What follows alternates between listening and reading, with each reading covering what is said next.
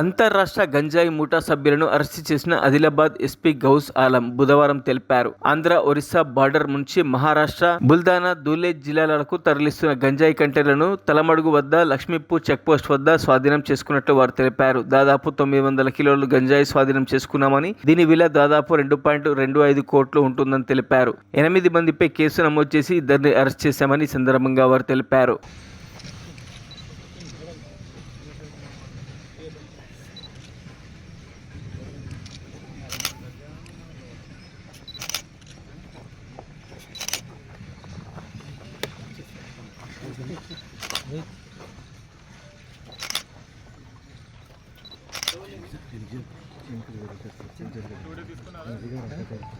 Last 5 years ఇంత పెద్ద season జరగలేదు ఆదిలాబాద్.